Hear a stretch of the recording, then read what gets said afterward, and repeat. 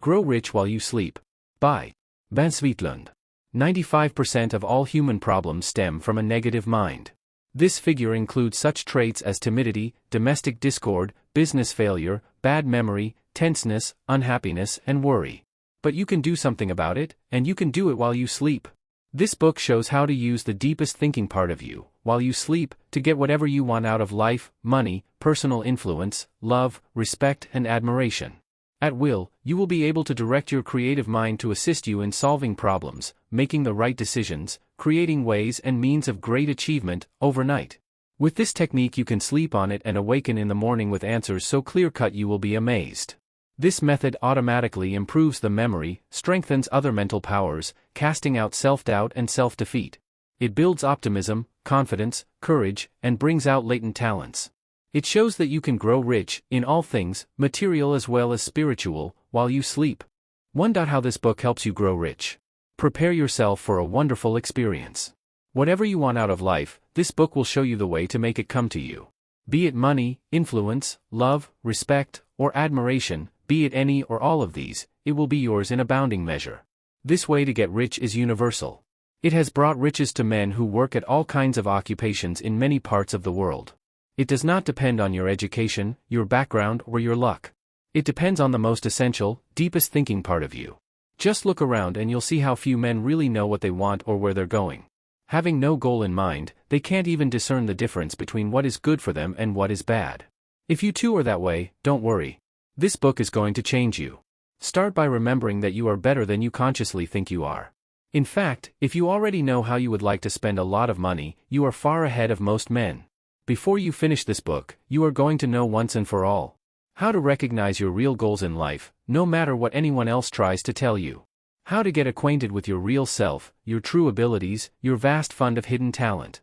How to fill yourself with such genuine, deep-down confidence, zest and goodwill that other people will be pleased to help you get what you want. How to find and hold the full, glorious picture of your own success and build toward that picture with every word and deed. As your work multiplies in worth, remember this: you possess not only the things money can buy, but also the deep, inward satisfaction that comes with making your life what you want it to be. Growing rich in a way that really expresses you is just about the most constructive, healthful, joyous thing you can do for yourself. The master of your success is your creative mind. This entire book is built around a saying in the Bible: as a man thinketh in his heart, so is he. Without changing the meaning of this timeless, golden truth, I give it to you more along the lines of modern psychology: a man is what his creative mind says he is. You are not a body with a mind attached. You are a mind with a body attached. Remember this, and you take your first step toward self-mastery. Actually, the mind has two levels. The one we know best is the conscious level. It takes in impressions through your senses of sight, hearing, touch, taste and smell. It is highly effective in making your daily 1001 decisions. When you perform any conscious act, pick up a pencil, speak to a waiter, make a phone call, your conscious mind sends the orders to your body. And when you go to sleep, your conscious mind goes to sleep. The other level never sleeps. This is the creative mind. Your creative mind literally keeps you alive. It is responsible for the involuntary life functions such as your heartbeat and your breathing. It has great control over your glands, the master regulators of your body. Most important for our purpose, your creative mind also governs your personality, your character, your inmost drives, your deepest and most secret desires. Clement Stone conceived a powerful picture in his creative mind. He saw himself controlling a large insurance company. Now, we all know that to start a business you need capital. In fact, most business failures are caused by lack of capital to tide over a bad time. Well, my friend Stone had less than $100 in his pocket. But he has made a personal fortune of some $100 million. Beginning as the head of an insurance company.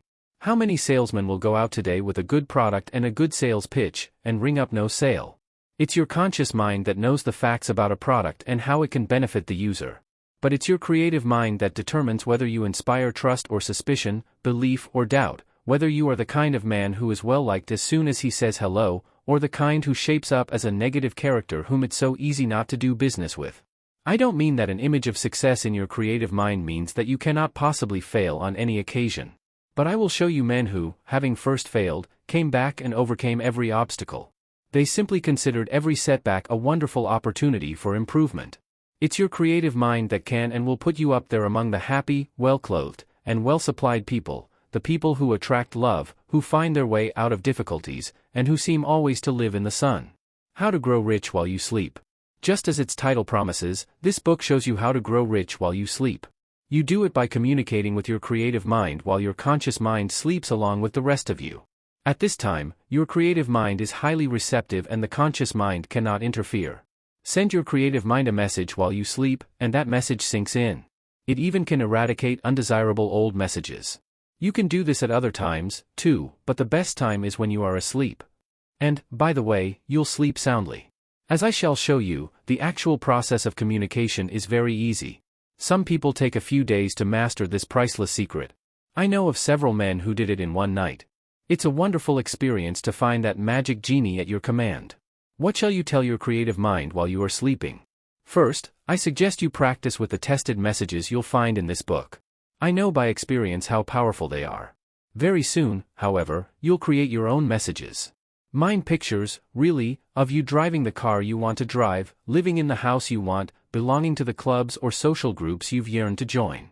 And, most of all, you supplied with plenty of money and spending it in the way that pleases you most. Some men think they have tried and failed at this already. If you think so, I assure you the chances are 1,000 to 1 that you never got through to your creative mind. Many a man changes his mind about the way he'll handle his life, but all he changes is his conscious mind. Now you are going to change yourself right down there where you really live. This time you'll cast out all negation, self-doubt, self-defeat.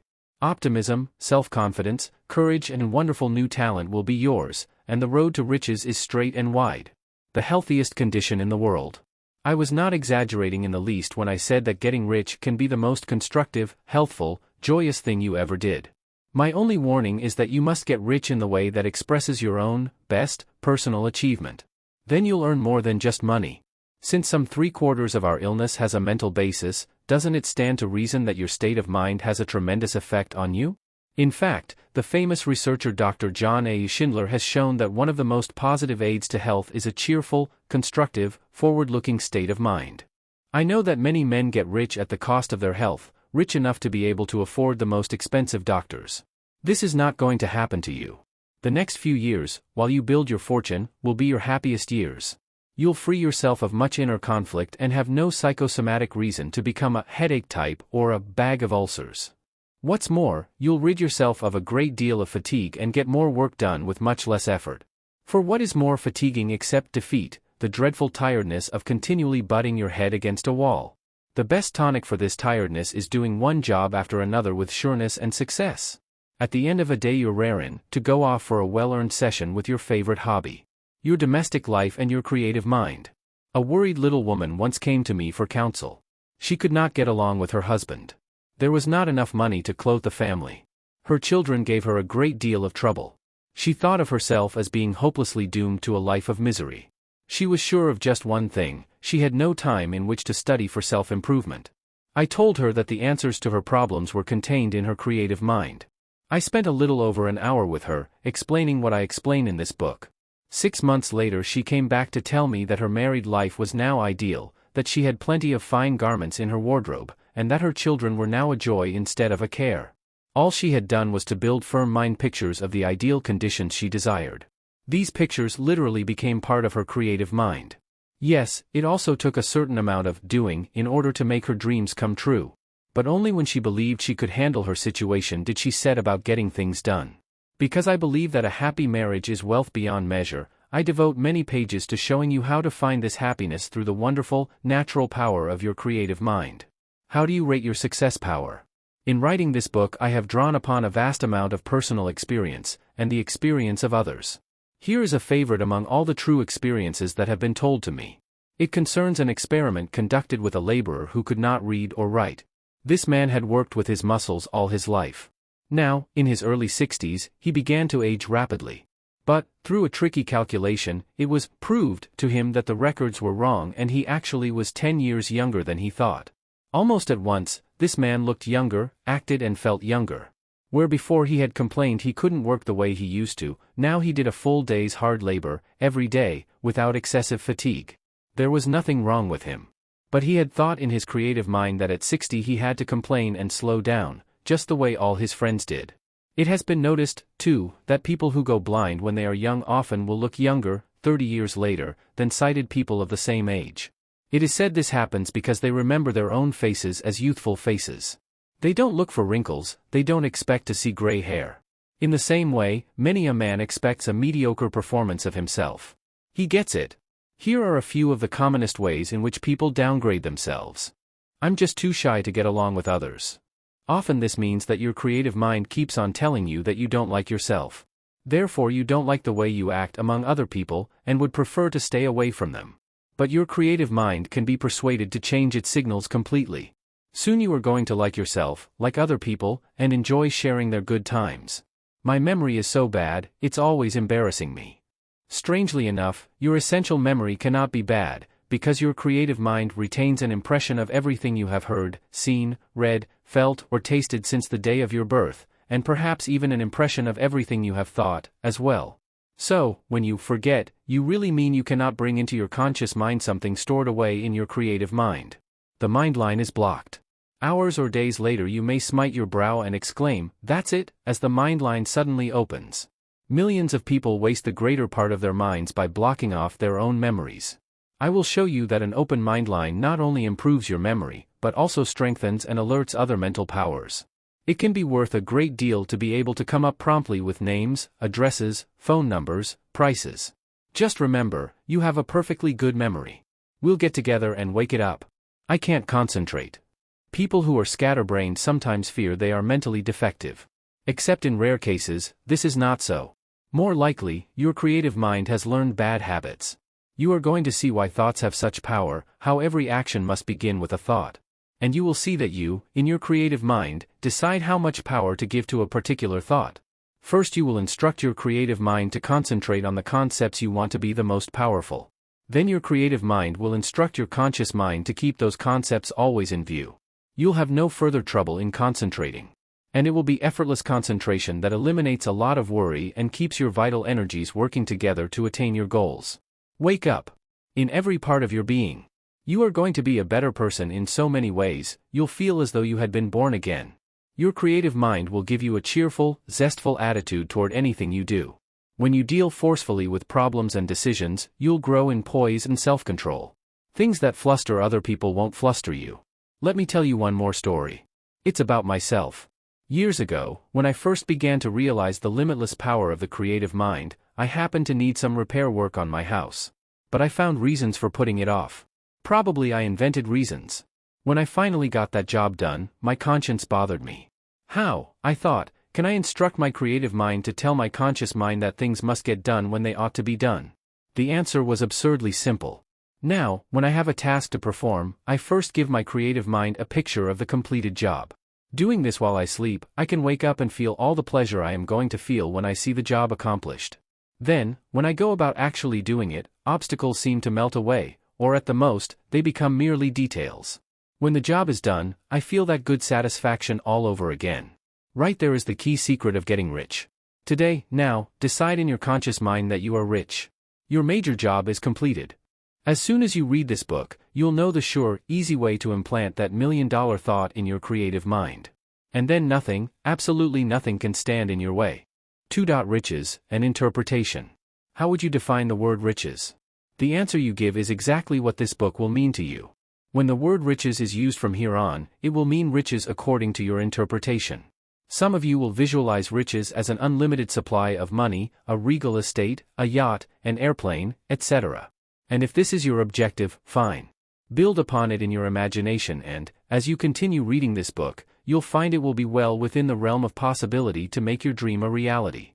Perhaps you interpret riches as meaning leadership, leadership in politics, in industry, in commerce, etc. Should your desires fall in this category, the contents of this book will put you on the right track to fulfillment. You might think that wishing for both material riches and riches in personal power is expecting too much. But it is not. In fact, you can hardly have one without the other. But beware. To wish for both, or even one, would get you nowhere. Be careful of that word wish. It can do you more harm than good, as you'll later learn. I once heard a definition of riches which may apply to some of you. Adele and I were visiting the cozy bungalow of a day laborer and his family. The house was small, but very tastefully furnished. It contained most of the modern conveniences. The small yard showed evidence of a green thumb. The mortgage on the house had been fully paid off. The husband had an income on which the family could live comfortably, and he was assured a pension when his day of retirement arrived. The total physical assets of this family would not exceed $12,000.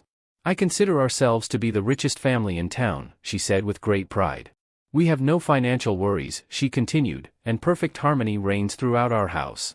If you have not attained this level of riches, you can think of it as your first plateau and use the power you will gain from this book to lift you up to it. Upon reaching this standard you can raise your sights once more and continue your climb to higher and higher realms.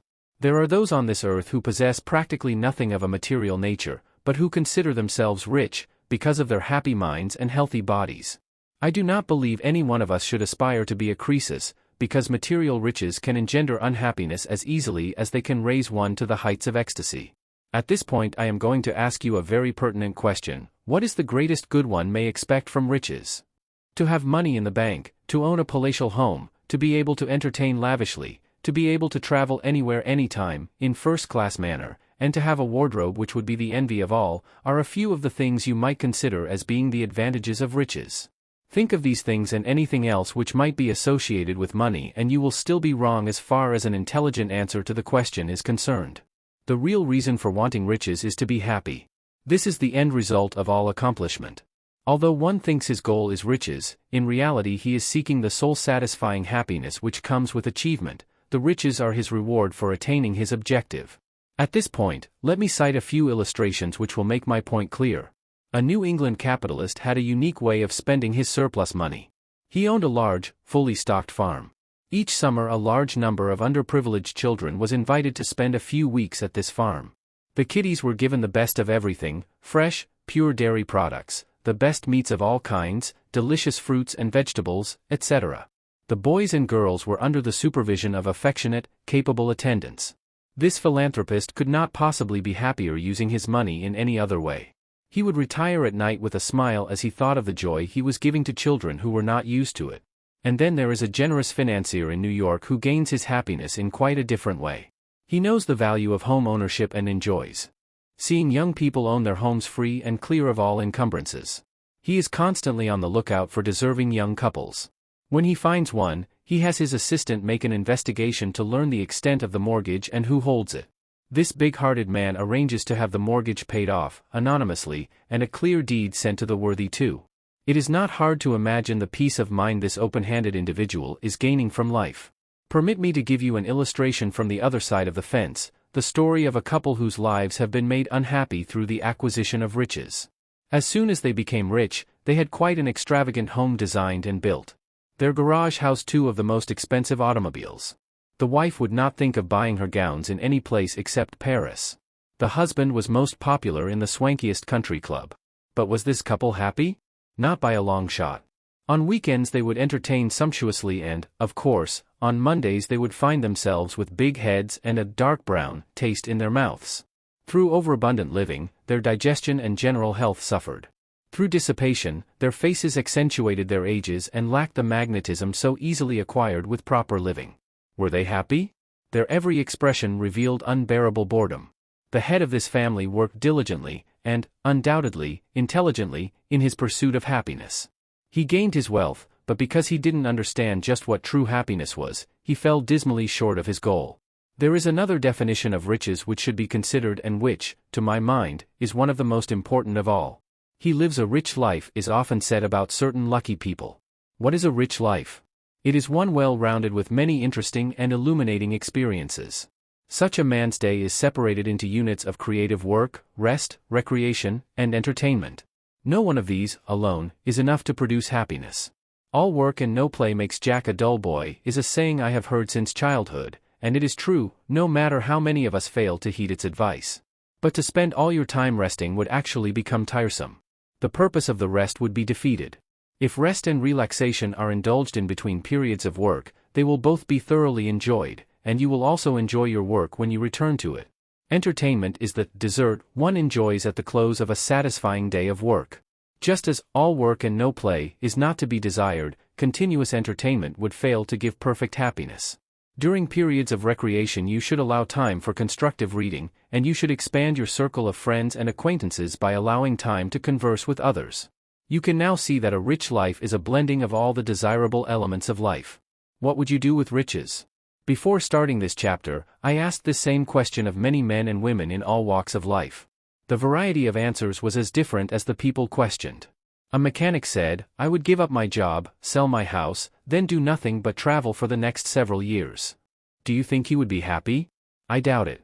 I knew a man who retired from the presidency of a large corporation. He sold his home and intended to spend much of his life traveling.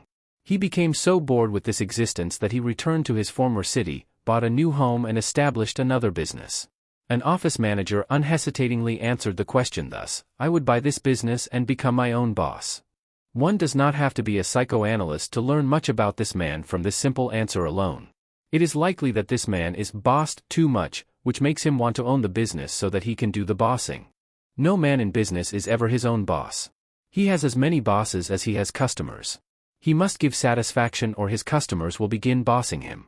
Perhaps this office manager is having financial difficulties and feels it would be great to head a company and have each mail bring him huge checks. But what this man and others seldom think about is that an executive's salary is just as dependent as the office manager's on the amount of money that comes into a large company. Do not misunderstand me.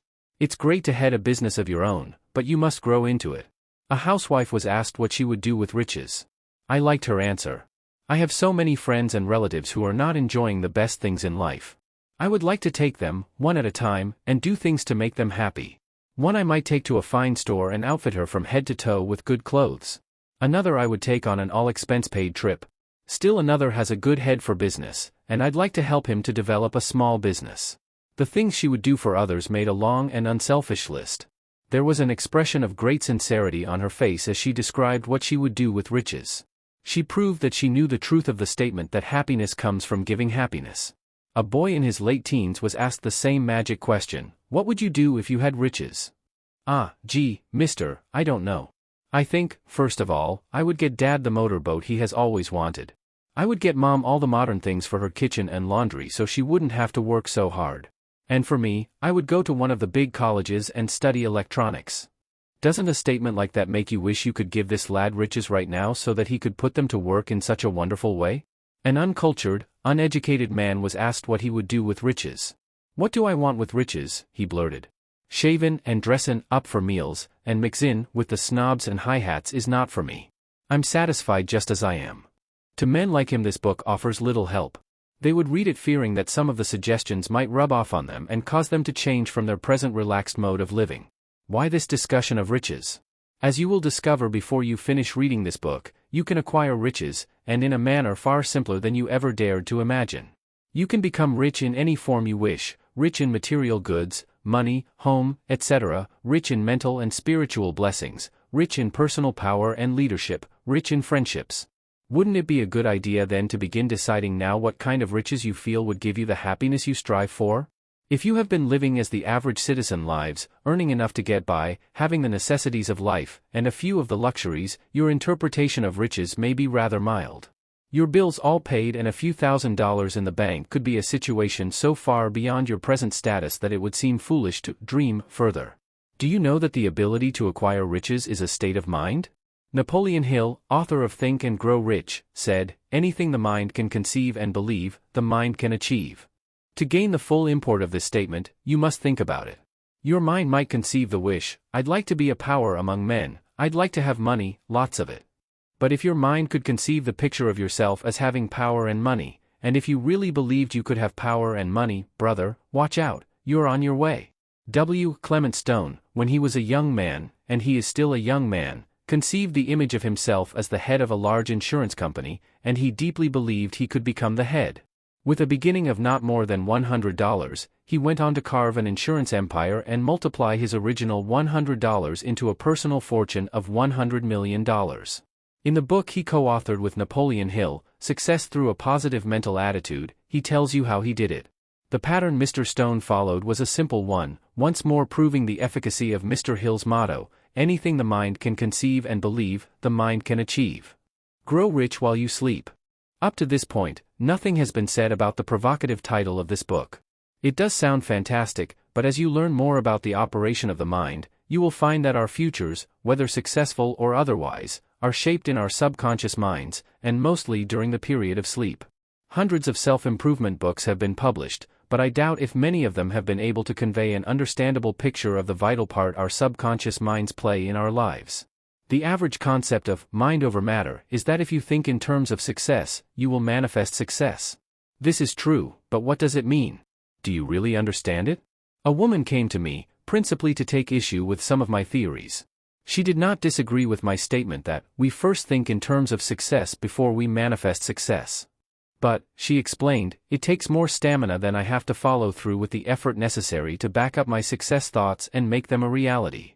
Her concept of developing mental power, and then making use of it is entirely wrong, and, I fear, it coincides with the thinking of most people who are exposed to theories of mental self-development. I once wrote a booklet called Developing the Urge for Self-Improvement. This treatise pointed out that most people, after leaving school and college, realize that their education, instead of being complete, is just beginning.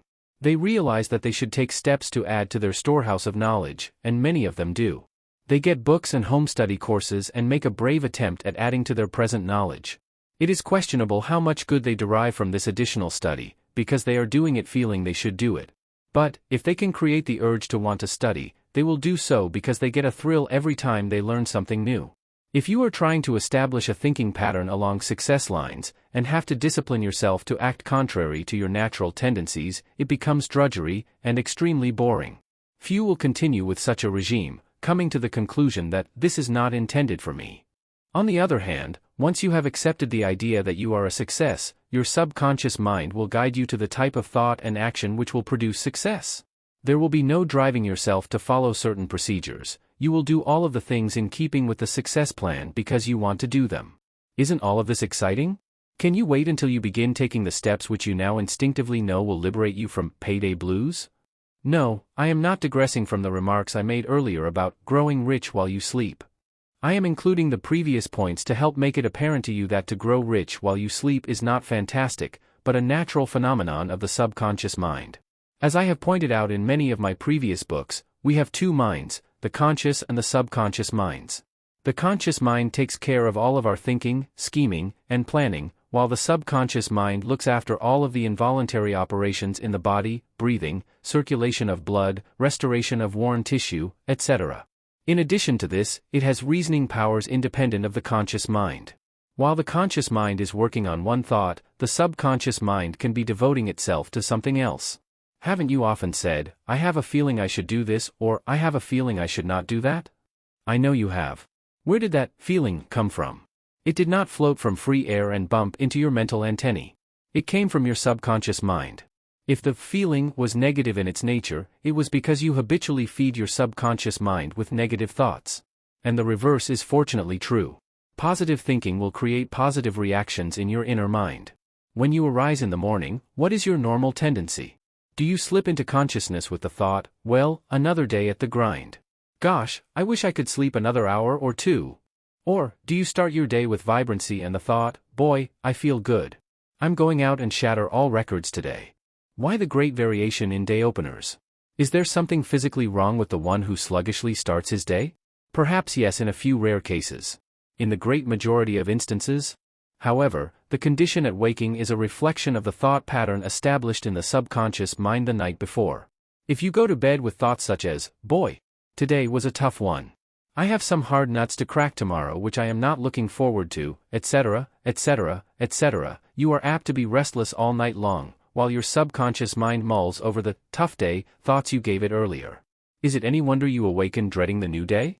But, suppose you go to bed building on such thoughts as, boy, will I knock them over tomorrow. Today was a fairly good day, but nothing to be compared with what I'll make it tomorrow. I'm going to turn in, have a good night's sleep, and wake up early, raring to start the big day. Isn't it easy to understand how such an established thought pattern will bounce you out of bed with extreme enthusiasm? Now then, isn't a ray of light beginning to pierce the cloud of uncertainty which confronted you when you first saw the title, Grow Rich While You Sleep? In fact, don't you begin to appreciate the fact that the only way you can trigger success consciousness is while you sleep? Whenever a powerful thought seeps into my consciousness, I sense a slight twitching in the general neighborhood of my solar plexus. This, I am sure, is the building within of an urge to get up and at m. Right now, as I reread this chapter before starting on the next, I notice the same physical reaction, indicating, I am sure, that although the thoughts in this book are my own, and even with as much as I am accomplishing, I have far from reached my capacity of achievement. How do you feel? Has that twitching caught up with you? Do you now intuitively know that the magic password, Open Sesame, which unlocks the door to a life of great abundance and glorious happiness, is yours? If you don't feel the twitch, you have not been concentrating while reading. So, for your sake, have a little break of some kind, thoroughly relax, and then reread this chapter before starting the next one. In fact, in any event, it might not be a bad idea to read the chapter again before proceeding. It will be a fine way to get a good start to the new life awaiting you. 3. Sleep. How to enjoy peaceful sleep. Since we are discussing the subject of growing rich while you sleep, it would not be amiss to include in our discussion ways and means of inducing restful, peaceful sleep. A large majority of people complain about their difficulty in sleeping well at night. Some say they drop off to sleep immediately, but awaken later and stay awake for a long period of time before returning to sleep. Others find that it takes an hour or more to drop off into sleep after retiring. Since you are learning that the subconscious mind does its best work while the conscious mind is in abeyance, or while you sleep, it is sensible to form the habit of going to sleep promptly, and resting peacefully throughout the night. This chapter will show you how easy it is to form this habit. Sleeplessness usually results from bad bedtime habits. Tossing and turning for long periods of time after retiring is more frequently psychological than physiological. If, however, you have difficulty in sleeping, you should first consult your doctor to learn whether it is your mind or some bodily ailment which is keeping you awake. If it is the former, this chapter will prove of great value to you. If it is the latter, be guided by your doctor. So, the thoughts and suggestions given to you herein are based upon the assumption that you are in normally good health. I will spend no time in discussing sleep from a psychological standpoint. In fact, you are not interested in knowing what sleep is. You want to learn how to go to sleep and rest peacefully. A fault discovered is half overcome, it has been said, and I agree. So, let's begin by meditating on a few of the reasons for sleeplessness. Worry. This is probably the number one enemy of sleep. We worry about finances, about our health and that of our family, about our jobs or businesses. We worry about wars and rumors of wars. We translate sounds into burglars. We worry about the impression we did or did not make on those with whom we have had recent contact. If you reflect over the worries which have kept you awake in the past, you'll be able to add many more worries to this list. Solution. Be logical. Realize that worry cannot in any way help the condition about which you are worrying. A sleepless night, with a troubled mind, will rob you of the stamina which could help you to combat the causes of your worry. Most worry is a lie, wrote a great philosopher. Seldom do the things you worry about materialize, he added. Recall to mind the many things you have worried about in the past and you will agree with this wise man. You will learn, as you mentally digest the magic formulas given in this book, that the things one worries about are not reasons for worry at all. They are challenges, opportunities for us to grow as we easily find solutions to our problems. Tonight, and every night hereafter, instead of worrying, go to sleep with the thought, while asleep, my subconscious mind will find a solution to my problem, and tomorrow it will guide me to do the things which will eliminate the condition which might otherwise cause worry. When you worry, you are holding mental pictures of things you do not want, instead of things you do want. So, as you go to sleep, visualize the ideal condition you are seeking, instead of the one existing, and realize that not until you are asleep, will your subconscious mind have an opportunity to work on the problem. Living with your work. Many people carry their work to bed with them. For hours they relive the day just ended, thinking of the things they did do, but should not have done, and thinking of the things they did not do, but should have done. After spending sleepless hours with the past, they switch to the future, thinking of things they will or will not do. Solution. Before retiring at night, take a few moments and review the day's work. If there is anything not pleasing to you, decide what you will do about it the following day, or in the future. Make use of that subconscious mind of yours, which never sleeps, and permit it to work for you while you sleep. Know that a good night's peaceful rest will let you awaken in the morning refreshed and ready to start a great day of accomplishment. Jealousy. It is pathetic how many hours of sleep the green-eyed monster has taken from men and women. Such hours of sleeplessness are miserable, too. We toss and roll as we imagine our happiness and security being taken by another. Solution. Jealousy usually indicates one of two things, selfishness or inferiority. As you retire at night, realize that refreshing, restful sleep will give you the charm which makes you unafraid of competition. Remember, the more you trust others, the more that trust will be deserved. Envy. Not all of us, but a goodly number of people, upon hearing of the good fortune of a friend or relative, stay awake for long periods of time wondering why they never get the breaks. They envy others who have better jobs, better homes, better automobiles, etc. Solution. Envy is negative. To envy someone for a possession indicates that you doubt your own ability to obtain that which you are envying. This book is giving you fantastically simple rules which will enable you to get what you want in life. So, instead of envying others for what they have, know that you may acquire the same, or even better. Guilty conscience. A guilty conscience does not always indicate that the one so affected has committed a crime, or a breach of conduct. One's conscience may bother him if he feels he has been negligent toward those near and dear to him. Or, our conscience may disturb us if we feel we have been negligent in improving the body. Solution. A guilty conscience is caused by something which happened in the past. It is beyond the power of anyone to relive a single day of the past. Let bygones be bygones and determine that you will forgive yourself for your mistakes of the past, and profit by them, so that you will not make similar ones in the future. Go to bed with a song in your heart because of your resolve regarding the future. Laziness. The lazy individual loses sleep in two ways. He thinks about the opportunities he has missed, and is missing, owing to his laziness.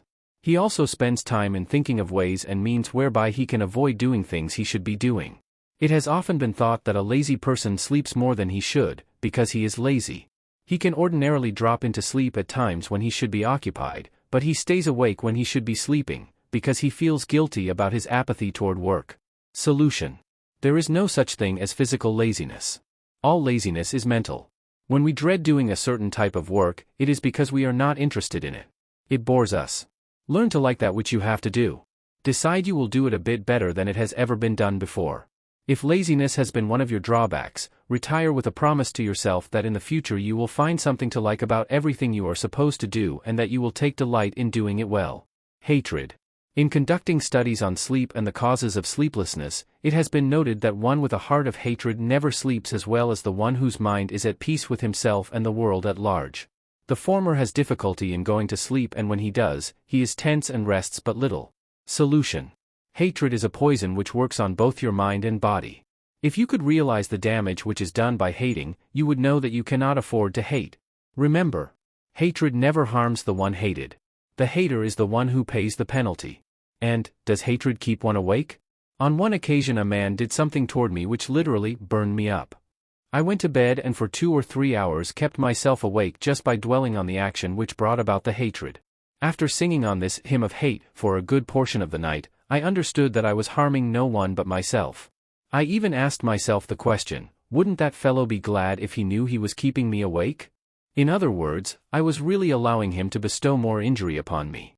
Knowing the futility of lying awake, just hating, I actually whispered a prayer asking that he be blessed and guided to do right by his fellow man. This act dissolved my hatred. I dropped off to restful sleep and woke up in the morning actually sympathizing with this man instead of hating him. Planning ahead. So far, this is the only constructive reason for sleeplessness given. Progressive, far-sighted people usually spend many of the hours in which they should be sleeping in making plans for the future. As admirable as this trait appears, a weakened physical condition is developed which may later hold one back from doing the things he has planned to do. Solution.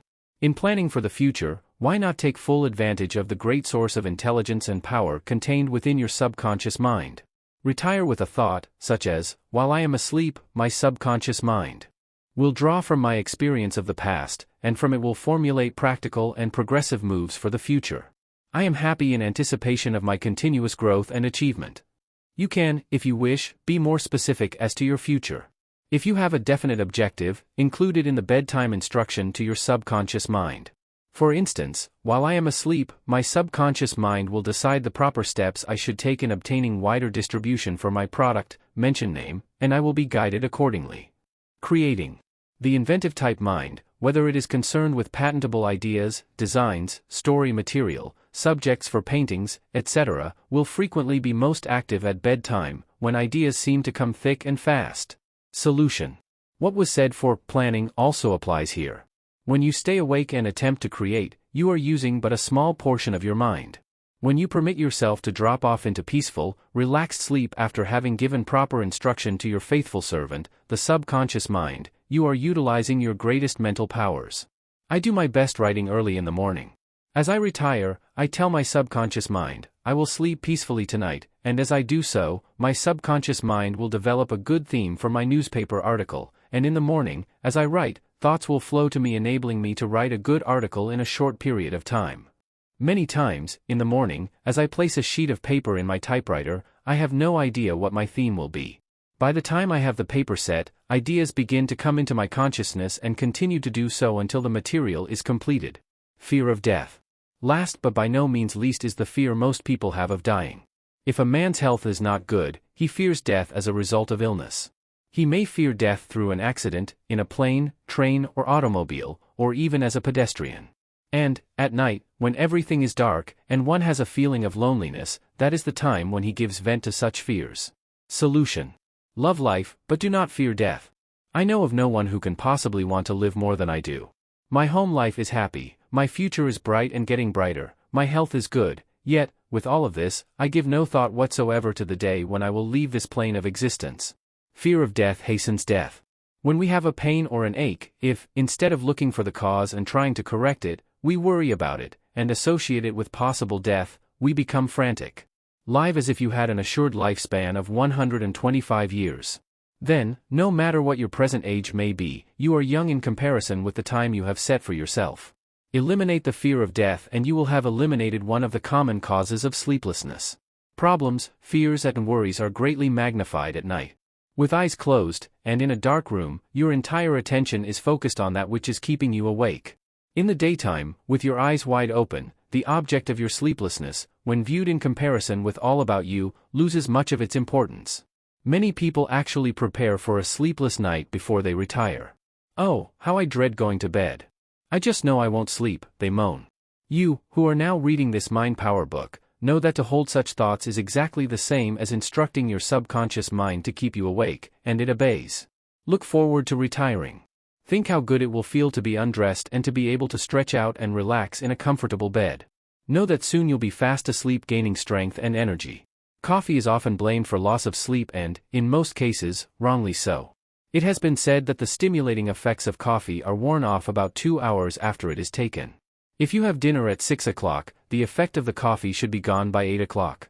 Yet, with most people, even if they do not retire until 10 o'clock or later, they do not sleep because they knew the coffee would keep them awake. This sleeplessness is psychological and not due to the beverage. There are a few things you can do which will be conducive to healthful sleep. Do not put your bed where lights from the outside will fall upon your face.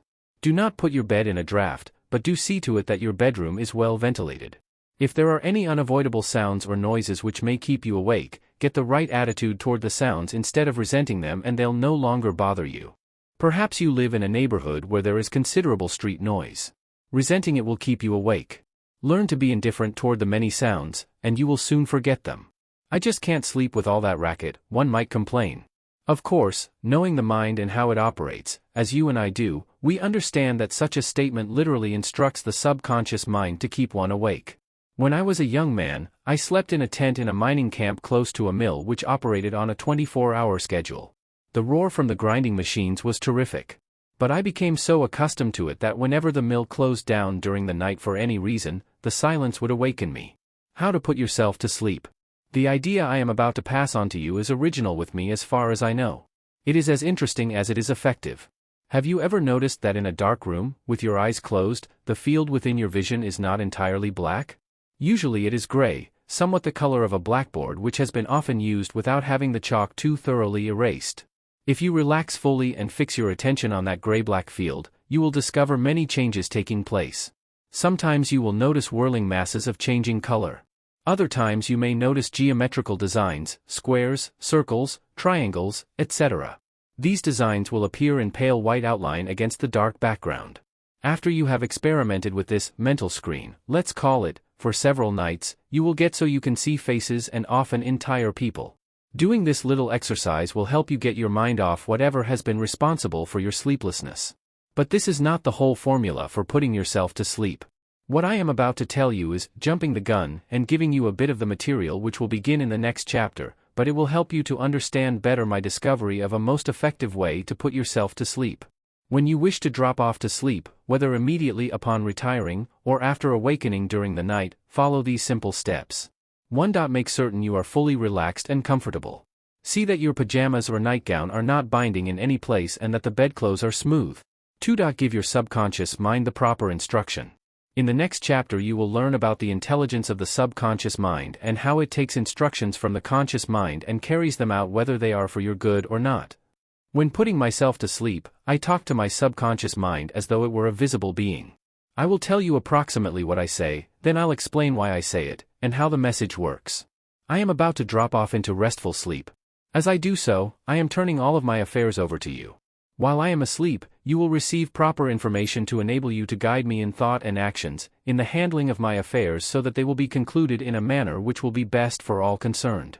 I am now on the platform of the station waiting for the sleepy train to carry me to the land of happy dreams. While waiting I will amuse myself watching, and interpreting, the many pictures that project themselves before my mind's eye.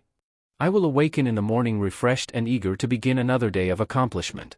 As you learn more about the subconscious mind you will find that it is the seat of intelligence and with its independent reasoning powers it can work on your problems while your conscious mind is otherwise employed. To know that while you're enjoying restful sleep, the great intelligence of your subconscious mind will be finding a happy solution to your problems is, in itself, a soothing thought. It may seem infantile to talk about the station platform and the sleepy train, but so what? We're all just grown-up kids, so what harm is there to live occasionally in the land of make-believe? The human mind cannot think of two things at once. The moment you start on this routine you feel comfortable and all of the thoughts which might otherwise haunt you fade completely away. Most frequently I am asleep before even completing the mental instruction, and this will happen to you after you have learned from experience that the system works. But even if you do not go to sleep immediately, don't worry. Just continue to watch the colors and pictures which will be coming before you. It won't take long before Morpheus will take you by the hand and lead you into dreamland. One of the unfortunate things about reading books is that they are so easy to obtain. Many people feel that they haven't lost much even if the books they buy fail to help them. For example, what would it mean to you to have an effective means of putting yourself to sleep, quickly, which would last the rest of your life? $100? $500? $1,000? Such a formula is priceless, yet it is only one contribution made to you by this book. And we are just starting. Can't you now understand that, if you think while you read, there has been no stock in the history of Wall Street which will pay such dividends? If you can't wait, start the next chapter. But my feeling is that it will pay you to pause a while and reflect about the valuable things you have learned in this one. Don't you agree? 4. Your real seat of intelligence. The story of Aladdin and his miraculous lamp and ring was undoubtedly written by one giving vent to his own desires to have wishes come true. Most people indulge in wishful thinking, particularly those who feel that they are not getting out of life all that they should. Many who have numerous troubles to worry about will think how nice it would be if they could go to sleep and awaken to find all of their problems solved. Would it seem ludicrous to say that this is well within the realm of possibility? As a matter of fact, you possess the means of making all reasonable wishes come true. If you are heavily in debt, this power within you can guide you to freedom from financial obligations. If you are not happy in the home you are occupying, this influence can let you out of it and into the home of your dreams. The size of the fortune you build is dependent solely upon the amount of the personal power you exert. It is just like your automobile, the more pressure you apply to the accelerator the faster you will go. Whether your idea of riches is $50,000, $100,000 or $1 million or more, you have the mental power to bring it about. If you doubt this statement, ask yourself the question, how did the millionaires acquire their money? Did Dame Fortune hand it to them? Was it their destiny to acquire plutocratic magnificence? No, definitely no. These tycoons have been using their inner power, whether they knew it or not. They possess nothing you do not possess except, perhaps, the awareness that they can do things of great magnitude. But they have a better education than I have, you might declare in defense. Tommyrot. In New York lives a man with practically no education. At one time he was a harness maker at a very small wage. Today he owns 2 skyscrapers as well as a few fashionable apartment houses. He was just getting by when he awakened to the fact that he had a reservoir of power capable of guiding him to great heights. A motto I wrote many years ago fits this and other similar cases perfectly. Think about it. A man may plod along for years without showing any signs of accomplishment, when sometime, unexpectedly, a powerful thought will seep into his consciousness, and a leader is born. Education is desirable, very much so. One should obtain all the knowledge he can get and should see to it that his children are well educated. But, just because an individual did not have the opportunity of gaining an education is no reason for him to abandon any hopes of making an outstanding success of his life. In a large sales organization in New York, one of the top-notch salesmen is a man whose education is nil. His conversation includes atrocious words such as dies, dos, dem, ain't, etc. He does not sell to illiterate people, but calls on the heads of large companies. As I will explain later in this chapter, this uneducated salesman is using the forces contained in his creative mind. A businessman in an eastern metropolis was about to fail. Through a series of adverse conditions he had reached a point where his liabilities exceeded his assets by nearly $50,000. Creditors were threatening suit, 2 of them had actually started litigation. Things looked so black for this man it seemed inevitable that his doors would soon be closed. He was so discouraged that he dreaded coming to his office each morning, because he knew he would have to face a renewed barrage of telephone calls from creditors asking him for money and telling him what would happen if they did not get it. One day while reading his newspaper on the train, he saw the story of a man who had taken over a nearly bankrupt business and had turned it into an outstanding success. A series of provocative thoughts entered the mind of our troubled businessman. If that fellow could turn a near-bankrupt business into a success, why can't I take my own near-bankrupt business and do the same? Our friend asked himself. Without realizing it, he had sparked his creative mind into action. He began thinking in terms of I can and I will. Did he now hesitate to go to his office? No. The next morning he hastened into the city, and the moment he entered his office door he asked his bookkeeper to give him a full list of all his creditors. One by one he phoned these people. "Give me just a bit more time and you'll be paid in full, and with interest," he said with newfound enthusiasm. "Did you land a big contract?" one of the largest creditors asked. "No, but I have gained something far more important," replied the debtor. "I have acquired a new spirit which will put me over." "I believe you have. I can hear it in your voice." "Yes, we will be happy to cooperate with you," said the creditor with a note of real friendliness. His voice, expressing sincere elation, drew a favorable response from every creditor who had formerly been threatening to sue him. With his mind at peace, he concentrated his efforts on getting business, and with his newly found spirit, he had no difficulty in securing many worthwhile contracts. It was not long before the books of this company showed no red ink, but important sums of earned profits. In this case, nothing unusual happened.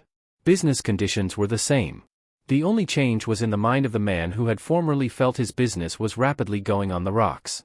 The subconscious mind versus the creative mind. In the early 1800s, when students of human behavior first began to realize that the mind was dual in its operation, the mind below the level of consciousness was named the subconscious mind. It was felt that the conscious mind, with its ability to think, scheme, plan and reason, would naturally be the master mind and that the other one would be subservient to it. This is far from being the truth. As you are about to learn, the subconscious mind is the real seat of intelligence and power. No one ever has had or will have as much intelligence, consciously, as all of us have subconsciously. The prefix sub means under, below, beneath, lower. For example, a post office substation is never as important as the main office. Why then, since the subconscious mind is the seat of intelligence and power, call it the subconscious mind? Our thoughts and actions are continually being guided by the subconscious mind, whether or not we are led to success and happiness, or failure and despair. As soon as we develop a success consciousness, the subconscious mind will direct us, in thought and action, to success and happiness. This being true, don't you believe with me that the name creative mind would be more fitting? I'm sure you do, so from this page onward every time I mention the creative mind, I mean that which we formerly referred to as the subconscious mind. Our mental powerhouse. The following is a very simple description of the creative mind and its relationship to the conscious mind. It is the same illustration I gave on the radio in New York in 1930, which the late Alfred Adler thought was the best description of the subconscious mind he had ever heard. We will use a large manufacturing plant as an illustration. A big corporation, you know, has a president and a general manager. Of course it has many intermediate officers, vice presidents, secretaries, treasurer, etc.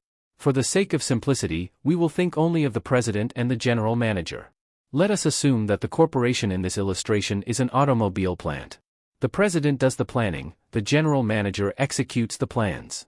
When a new model car is being contemplated, the president will make the decision as to all changes to be made. These changes will be given to the general manager. Designers and draftsmen are instructed to put the plans on paper, models are made, the plant is tooled up to create the new designs, and on it goes until finally a car rolls off the line bearing all of the changes originally planned by the president. This gives an ideal example of the relationship between the conscious and the creative mind. The conscious mind is the president, the creative mind is the general manager. The conscious mind does the thinking, planning, evaluating. The creative mind carries out the orders. Let us assume, by way of illustration, that an individual was just getting by. He managed to keep food on the table and to pay his rent, but there never was any money left over for nice clothes, recreation, etc. Suddenly a powerful thought entered his mind. He began to see himself as a success. He began to think in terms of, I am a success. All right, what happens? His general manager, his creative mind, accepts the thought, I am a success, as an instruction. It is a new model ordered by the president, the conscious mind. Now then, just as the general manager in the factory would give instructions to his many department heads, so, too, will your general manager, creative mind, begin sending out messages to his assistants throughout your body. Your general manager knows that to be a success you must look like one. He will make you more alert, he will put a spring in your step, he will put a look of determination in your eye, he will put an expression in your voice which rings of success. But, most important of all, your general manager will direct your thinking so that you will be guided to do the things which will make you a success. Several years ago a man came to me hoping I could help him to find a job. He was in quite a predicament. His rent was overdue. His telephone had been disconnected. His grocer was about to shut off his credit. I asked this man to repeat to himself frequently for the next 24 hours, particularly before retiring, I am a success. This seemed incongruous to him, but I made him promise he would do it. The next morning he awoke and had such an urge to go out and prove he was a success that he bolted down his breakfast to save every possible minute. Leaving his house, instead of lagging along with the feeling that it would be another hopeless day, he marched with his chin up and chest out, with a mental attitude which told him he was facing a world of opportunities and that he could literally select the one best fitted to him. Passing a department store, this revitalized man saw a small card in one of the windows which read, Salesman Wanted, Hardware Department. He stared at the card a moment, then with determination walked into the store. In the personnel department he faced the man authorized to hire employees. I've had no experience selling hardware, sir, but I love tools and I believe I could fill the job advertised in your window. The courageous and confident manner in which this applicant approached the personnel manager made an immediate good impression. Only a few preliminary questions were asked. I'd like to give you a chance to show what you can do. Can you start tomorrow morning? Said the man behind the desk. This was several years ago. The man is now manager of his department and is making a good salary. He has purchased a comfortable home, drives a new car and is a very good provider for his wife and child. The average ne'er-do-well feels that the road to success is long and tortuous. Is this true? The case just described proves it is not true. The tide turned for this man in just 24 hours. After the pattern of success was implanted in the creative mind of this man, he, guided by the creative mind, became a success. Isn't this a revelation to you? Isn't it hard to believe that you have been going through life wishing for things without realizing that through the use of your creative mind you do not have to wish, that you literally have it within your power to make your dreams come true? Obtaining financial success is by no means the only use for your creative mind, as the following story shows. A lonely old maid bemoaned the fact that she was not attractive to the opposite sex and that she was destined to a life of loneliness. She was told to hold a thought, such as, I am attractive to men. I will meet the man whom I can make happy and who, in turn, will make me happy. What do you think happened? Within a few weeks she met a fine man and just 4 months later they were married. The last I heard they were divinely happy. Stories of this kind might lead one to believe that I am indulging in some form of legerdemain, but I'm not. It is merely another evidence of what the creative mind can do for you when you will it to do so. This woman had not been friendly enough, and was selfish to the extent of not thinking of anyone but herself. The creative mind, which you know has reasoning faculties independent of the conscious mind, guided this woman to become more friendly and unselfish. It is not hard to sense a friendly attitude, and men like the company of friendly women. So there you have it. She met a man who quickly became attracted to her. As they spent time together, her generosity toward him made him think in terms of a life together. So, they were married, and, I feel sure, will live happily ever after. For about 15 years of my life I was a radio personality. In San Francisco I maintained a 30-minute daily broadcast for over 10 years. Ordinarily an audience would tire of hearing a half-hour talk 7 days a week by the same man. This was not true in my case. You seem to be getting better and better, letters by the score would declare. I'm not trying to present myself as some sort of miracle man, because I am not. I did not do a thing you could not do. My secret, which enabled me to pull in up to 70% of all the mail reaching the station, was that I made full use of my creative mind. Script for a 30-minute program would require at least 14 pages of double-spaced typewriting. I used only a single page of the briefest kind of notes. In other words, practically all of the talk was ad-libbed. A steady uninterrupted flow of words had to be forthcoming. Every day, before going on the air, I would repeat to myself, "This broadcast will be the best one I have ever given." And it would work just that way. Immediately after greeting my listeners, the thoughts would begin to flow and would continue until the clock said it was time to say goodbye. My publishers comment on how few corrections have to be made in my manuscripts. Authors often have to rewrite entire portions, and sometimes all, of their books before printing. In my last book, not a single page was rewritten. Am I bragging? No. Because I am no better than you are. I am merely making use of a force we all have. I am using the creative mind which is always standing by ready to guide me. Before sitting down to the typewriter I talk to my creative mind. I usually say something, such as, I am being guided in the thoughts which will make this book a helpful one to all who read it. And, just as though an inner voice were dictating to me, the thoughts flow and flow. Please do not read these lines and say, that sounds great. I'm going to try it sometime. That word, going, is a bad word. It is indefinite. You can say you are going to do something, and if you do not do it for 10 years you are still telling the truth. Instead of going to do something, do it. You will never know the potency of your creative mind until you make use of it. Give it a chance to prove itself to you. Right this very instant it is waiting for your command. Do not approach your creative mind negatively. Do not say to yourself, I will try it to see if it works for me. The word, try, indicates a doubt. We do not try to do things we know we can do, we do them. To see if it works for me also expresses a doubt. Think of something good you would like to have happen. As an example, suppose you had to make an important decision tomorrow. At the moment you are in a quandary, you do not know which course to take. All right? Right now begin holding a thought, such as, regarding the decision I must make, I will be guided to take the steps which will be best for all parties concerned. Repeat this several times, and especially before retiring. Know that by the time you must reach your decision, the plan to follow will be clear to you. You will be amazed to find how logical your thinking is, and you will instinctively know that your opinion is sound. But, do not stop there. Give your creative mind another task. You cannot overdo it. Like your automobile which is always ready to serve you, your creative mind merely awaits instruction. Remember this. Your creative mind is never idle. It is always working either for or against you. Therefore, isn't it proper that you should keep it working for you? How about health? There is intelligence in every cell of your body, and this intelligence is an important part of your creative mind. Without further comment on my part, doesn't this statement open up broad new vistas of understanding? We started this chapter by referring to the creative mind as the seat of intelligence. There is one fact in this connection which should be mentioned at this time. The creative mind, as you already know, accepts thoughts of the conscious mind as instructions and acts upon them. You have also learned that the creative mind has reasoning faculties independent of the conscious mind. Whether your thought is negative or positive, the creative mind without questioning will put the thought into effect. If you think in terms of infirmities, your creative mind, which has contact with every cell in your body, will accept your thought as an instruction and will send out the message throughout your being to make you infirm, and as time goes on you will find a reflection of your thoughts in your being. You will slow down, your eyes will lose their sparkle, you will acquire an I feel miserable attitude. Suppose, on the other hand, you begin developing an I feel great attitude, what will happen? You answer that question. With what you have already learned you know the answer. You will feel great.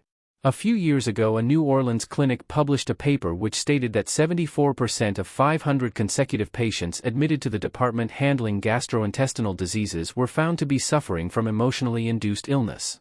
In 1951, a paper from the outpatient medical department of an Eastern university indicated that 76% of patients coming to that clinic were suffering from emotionally induced illness, or, what is commonly referred to as psychosomatic symptoms.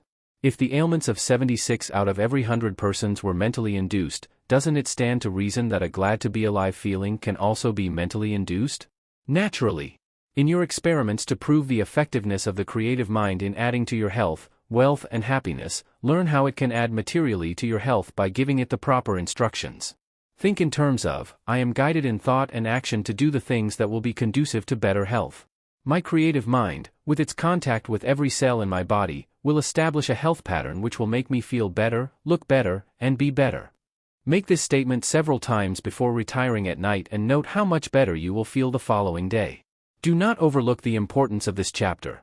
It would make me happy if you were so enthusiastic about its contents that you reread it before proceeding to the next one.